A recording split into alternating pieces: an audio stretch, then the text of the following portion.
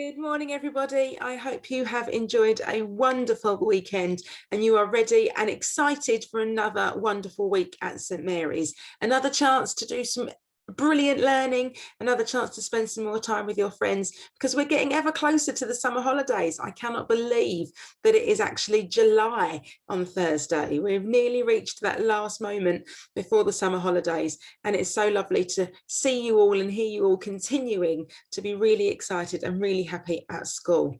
So this week is actually a special week because it is Deafblind Awareness Week, and that actually started yesterday and it runs all the way through until the 3rd of July. So today my assembly is going to explore some of the issues around this, and by the end of the assembly hopefully you have learned more about being deafblind than you knew of at the start. So let's jump on in. Let's start by thinking about what actually is deafblindness. Now there are some clues there in the name, deafblindness. I wonder if you can think about what it might mean and what the definition of it is. Talk about it with the rest of your class. So deafblindness is the loss of sight and of hearing to the point where your communication, mobility and ability to access information are impacted. And deafblindness is also referred to as dual sensory loss or dual sensory impairment. Now we all know that we have 5 senses. Looking, seeing, smelling, tasting and touching. And if you are both deaf and blind, if you have issues with both of those things together, obviously that is 2 sensories that are being affected, hence why it can be known as dual sensory loss.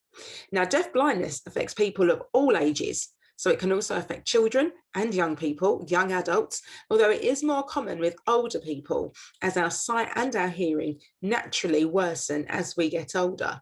Now sometimes children are born with deafblindness. Sometimes it can happen over time as a progressive disorder. Sometimes it can happen after the effects of maybe an illness. So there's all different reasons how and why somebody can become deafblind.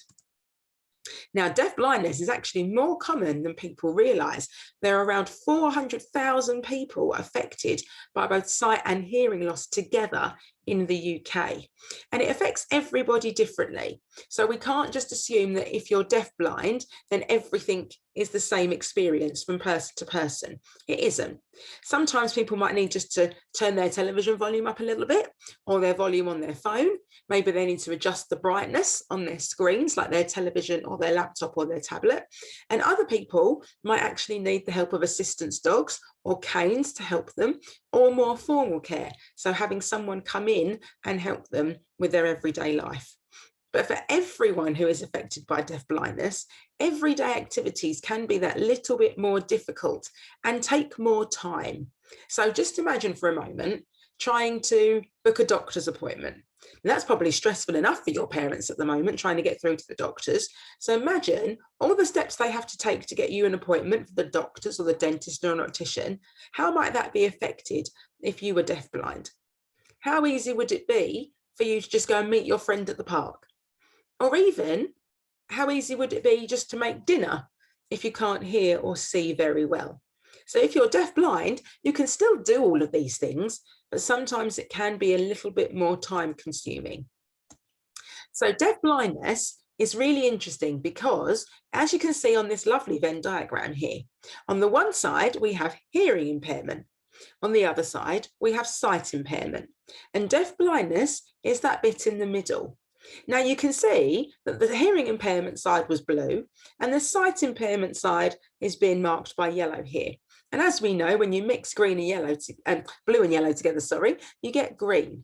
Now what this Venn diagram is trying to show us is that it's not just as easy as saying, oh, you have some challenges with sight and some challenges with hearing.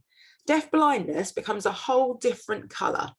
The challenges and the needs that come with being deafblind are completely different than if you just had a hearing impairment or just had a sight impairment. And that's something that we need to think about. Every experience is different, but actually deafblindness in itself is a whole separate experience from those 2 things there. So what we're going to do now, we're going to learn some more about some experiences of others and learn from some people who actually are deafblind and what they would like to teach us this morning.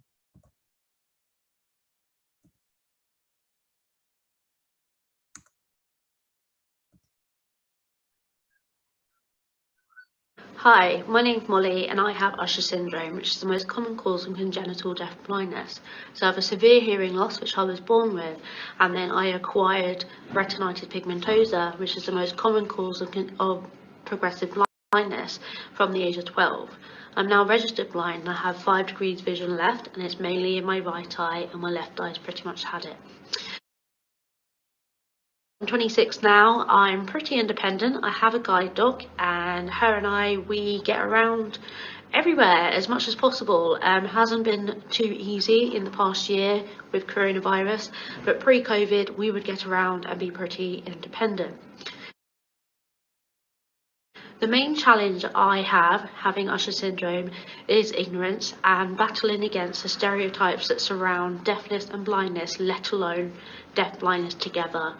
If I had a penny for every time someone said, "Oh, you're not deaf, you don't sound deaf, or you don't look blind," I would be very rich. And actually, there's no need for it anymore. It doesn't matter what I sound or look like. It's about what I can do with the right support and tools, and we need to get society to understand this more in order to include anyone and everyone, so life can be made easier, you know, when it comes to traveling or being a part of a workforce or family friendship groups. You know, is so important, and I would say that is my greatest challenge, is being heard, you know, getting people to actually listen and try to understand.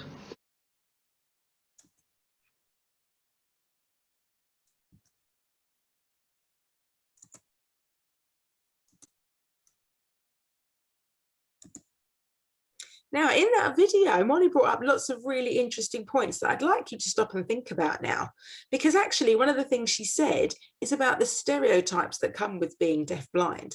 Now, we know, because she told us, that Molly has a guide dog, but as she said, does she look deaf? Does she sound deaf? What does someone who's deafblind look or sound like? Those are really interesting things that she brought up. And as we know, sight impairment and hearing impairment can be things that you might not actually physically see or be able to tell about a person, apart from the accessories they might have, like a guide dog or a cane, that would help us to identify that in a person.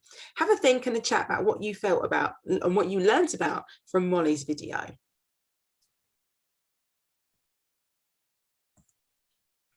So now I want you to think about, put yourself maybe in the shoes of somebody who is deafblind. Imagine making a hot drink, okay? Now, some of you might be a bit little for doing it yourself, but imagine a hot drink. You're making that in the morning. Think about all the steps that you have to go through. Now, I want you to think about it if you were doing the same thing, but you were deafblind. So actually, you aren't able to see as well, and you aren't able to hear as well. And both of those things are happening at the same time as you trying to do this task. I want you to think now of the person next to you, what could be difficult? What could make this more challenging and more time consuming an activity if you are deafblind?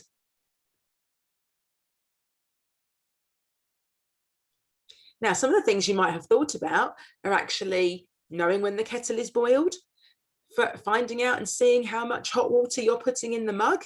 There could be lots of issues with burning and scalding yourself, actually knowing and remembering where the tea bags are, looking for a teaspoon, even finding the mug.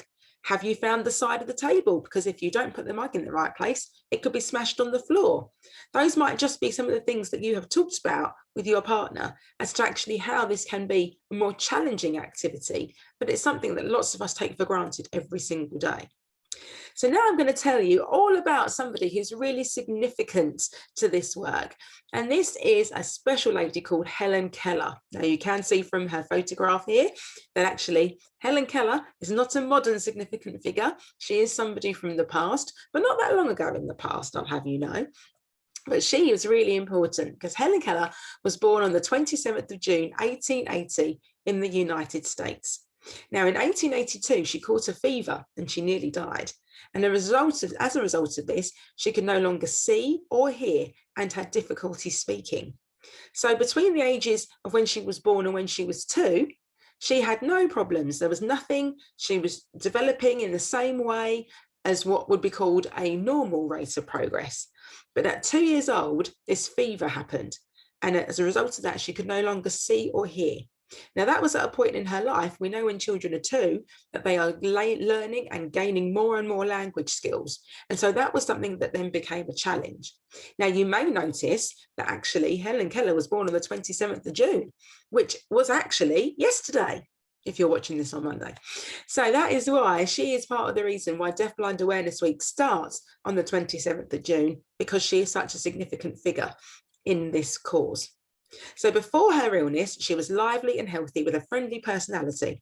She could walk and she could say a few words, but the fever and the results and the consequences of that fever cut her off from the outside world.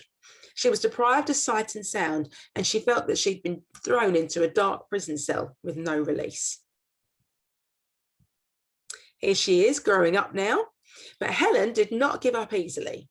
She explored the world using her other senses. So we know that she can still touch, she can still taste, all of those things that she still has got, she was using to her advantage. She hung on to her mother wherever she went. She touched and she smelled everything. So that helped her to understand and remember and recollect where she might be. She felt people's hands to see what they were doing. She recognized people by feeling their faces. And by the age of 7, Helen had invented 60 different signs to communicate with her family. So she has come across, she's persevered to move across the challenges to get through and navigate everyday life. She was an extremely intelligent and sensitive child and was able to make some sense of a world that now was very confusing for her. But she did have limitations. She wanted so desperately to talk, but she couldn't make herself understood, which made her very angry and frustrated. Now, as she grew older, her anger and frustrations became worse because her brain was so clever, but she couldn't get everything out. She couldn't communicate everything in the way that she wanted to. So when she was 7, her family hired a private tutor whose name is Anne Sullivan, and you can see them here. So here is Helen on the left, and there is Anne Sullivan on the right, and you can see that Helen is touching Anne's face. That helps her to see who it is, and it helped her to think about the words that Anne was saying because she could feel her mouth move. So Anne herself was blind when she was younger. So she had attended a school for the blind and had, as she grew up, displayed similar behaviour to Helen's. But after several operations, her sight had actually been restored. And now she was working with others to really support them as she had been supported growing up. So Anne taught Helen to communicate by sheer willpower and using sign language. She was not going to give up on this girl. So Helen learned to spell everything with her hands. She also taught Helen a wide range of subjects that she was really interested in. Now, as Helen became more communicative and more settled in how she could communicate with each other, she became less aggressive and learned to read and write using Braille. Now, Braille is when you have a page with all dots, all raised dots on it, and blind people can feel it to see the letters and to read. So she also learned to lip read and to speak. Anne continued to teach Helen throughout her studies and went with her to college to be her interpreter. Helen proved to be a remarkable scholar, and she graduated from Radcliffe College in 1904. And here you can see her down the bottom in her graduation robes. So she did not let anything stop her. She furiously wanted to be educated and to learn more, and she was able to do that with Anne's help. Now, Helen was actually a very religious person, and her faith led her to look at the world really carefully. She realised as she grew older that injustices in the world meant that people were not being treated equally. So she actually became a suffragette. Now, I know the children in Year 6 know lots about suffragettes, may have talked about that as some of their learning has gone on. And she demanded, as the suffragettes did, equal rights for women and better pay for those who were working class. She ended up touring the country, actually giving lectures all about equal rights for women and about actually equal rights and the plight of people who were deafblind. So here is an article here from a newspaper. You can see her on the left. This is Helen Keller lining the streets in a Boston rally. Here Helen Keller is actually meeting President Kennedy. in the 60s, and here she is actually on a tour of Asia. So not only did she just tour the US, she actually toured all over the globe because she became such an important and inspirational figure. Now, after graduating from Radcliffe College in 1904, she worked extensively in causes for the blind all over the world. And in 1955, she became the first woman to receive an honorary degree from Harvard. And here she is here with one of the books in the Harvard Library that actually were written in Braille. And you can see her reading it with her fingers. So I want you to think now, which of our Christian core values did Helen show throughout her entire life? Now, there might be one that you think is very significant, or there might be lots that she has shown. What do you think were the Christian core values that she demonstrated in her life? Talk about that as a group now.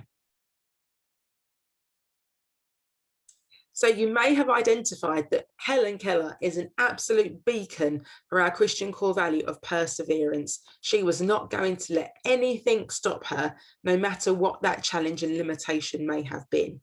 She also demonstrated the Christian core value of respect, because in all the work that she has done for equal rights for people, for celebrating and helping and making an impact on the lives of those who are deafblind all over the world, she's shown respect for herself and for others as well. She's shown the Christian core value of caring by being empathetic and compassionate to others. So we should really take a lot from her story. Now, thinking about today and in today's society, we actually have the gift of technology, which Helen Keller didn't have. But through the gift of technology, deafblind people today can gain so much to help them with the limitations, so they actually don't limit them from living a life in all its fullness, as we say. So for people with sight and hearing loss, they might find using technology really helpful. From shopping to reading to looking for catching up with their friends and finding information, our world is so accessible due to the advances that we have. So for example, smartphones and tablets, they have built-in accessibility features. So you can voice activate them, you can magnify things, and there are text-to-speak features. So that can help as well. There are lots of apps around which are designed to help people with sight and hearing loss. So there is one down here called Spooble, which helps turn spoken words into text, and you can see they're magnified as well. There is Visor, which is a magnifier and an LED torch, so that can help with reading. And we've got light detectors that tell you whether lights are on and off. There's something called Tap Tap See, which photographs objects and then reads aloud to the person what they are. And we've also got voice activated technology. If you've got an Alexa in your home, think of all of the things that your Alexa can do.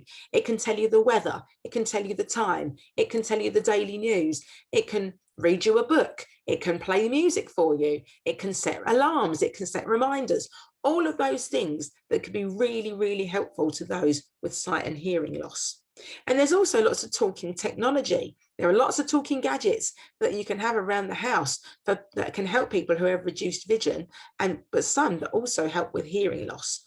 And you can get talking microwaves. I never even knew. They can tell you when the door is open, when it's closed. They can tell you what temperature you've put it on, what cooking time you've got left. Amazing. And thinking really carefully about home safety. So think about your smoke detector that you have. They can actually get larger vibrating and flashing ones, doorbells, alarms, to really help give extra peace of mind for people who are deafblind. So I want us to have a moment now to stop, to reflect, to think about all the things that we've talked about this morning, and actually focus the rest of our day, the rest of our week, and going forward as to how we can take some of the things that we've learned today into supporting others or even ourselves in our everyday lives. Dear Lord, let me take inspiration from Helen Keller in my everyday life. Help me to persevere and overcome any difficulties I face in school. Help me to keep trying. Help me to be more patient with others and to show compassion and kindness. Amen. Have a moment to look at some of the words in this prayer today.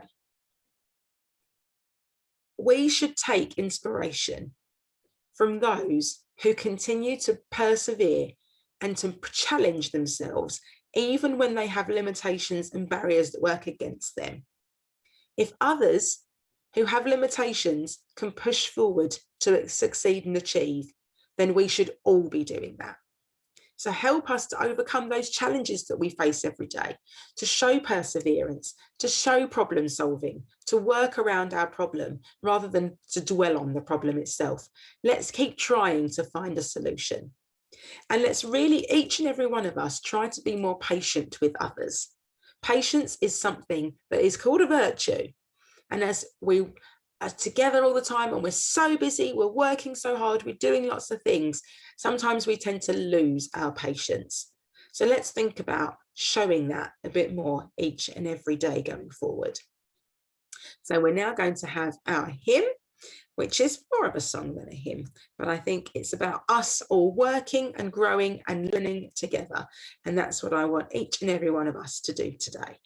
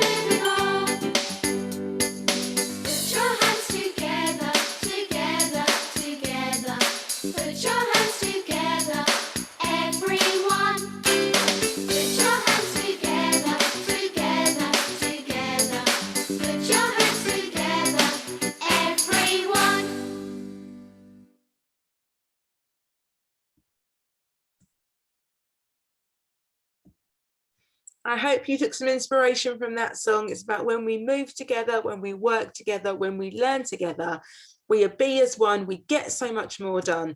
And what a wonderful world we would live in if everyone did that all the time. So I do like to always leave you with something to think about before you go.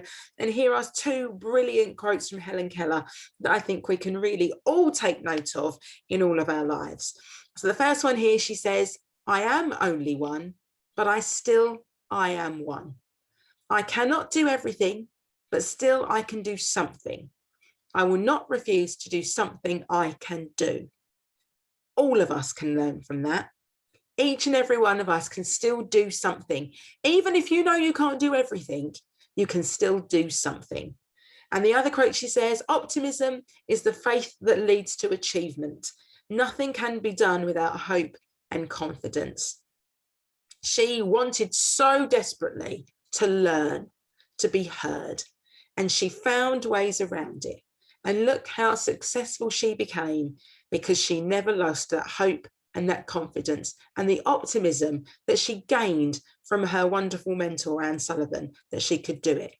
Each and every one of us needs to champion somebody else, to help them, push them through when they're feeling at their lowest. So I wonder if you could do that for somebody else today. Have a wonderful week. We are starting this week with reception and year 1 sports days. I really hope the sunshine comes out, because I've got some absolutely fabulous tunes that will sound much better in the sunshine than they would do in the rain. Look after yourselves, look after each other, stay safe and happy, and most of all, have a wonderful week. And I will see you very, very soon. Bye-bye.